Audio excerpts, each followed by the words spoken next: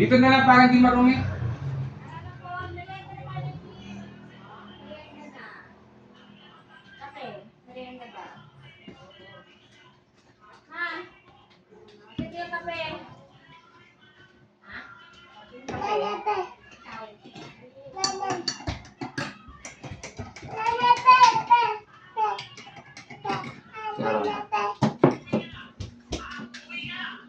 Kaso walang kape si Iris. Ayun, kape.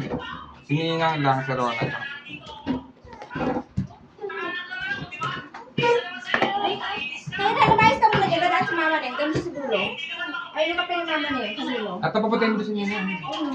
Bakit ako sa mga? Ha? Ito daw yung kape mo. Nandiyan yung... Ay, baka matapon. Uy, matapos nga niyan. Wala na tayong pang ano yung blender. Ikaw ba ang makulit? Ayun naman. Asan na si nanay? Tawagin mo si nanay. Tinawag ko na yung itutog na rin. Ah. Madaka naman. Lagyan nyo na lang ng asukal. Hindi ko lang timpla ng asukal. Ay, baby mag! Awa mo yan. Tubig mo na kay Iris.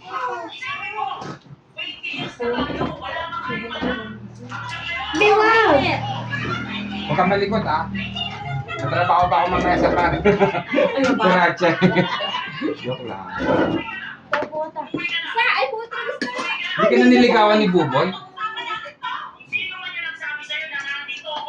Yung mga bibigyan doon na maliit. Ito sa inyo. Dito na sila nagiging kapuan. Ito po sa akin, ito yun. Kay ate kayo. Binuksan mo yung red ko? Ha?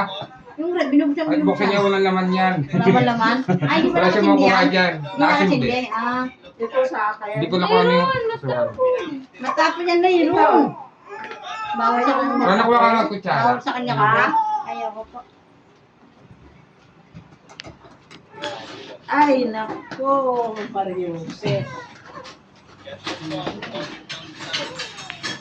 Huwag naman hirap sa akin. Sa akin pa rin.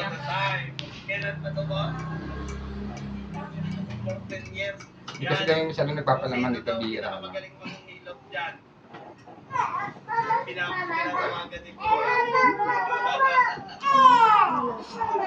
Iris yan. Mayroong tasa doon na ganito Kulang pa sa akin. Ay mo magkape. May kape dyan. Nakape lang. Tukal pa. At tinapay lang. Matabang eh.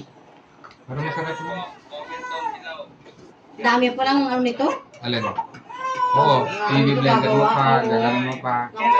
Eh, sa akin eh. Pero mahal, ang isang ganito, isang ganyan, mahal yan sa ano, sa Starbucks. Siguro mga 280 yan. Oo. Mahal yan.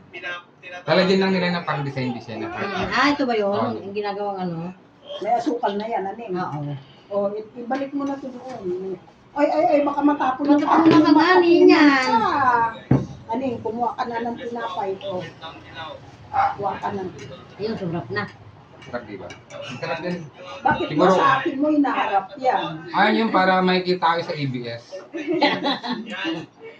Pambira naman ito. Oo nga. Ang pangit-pangit ko na nga eh. Irish pa naman mga ka-Irish.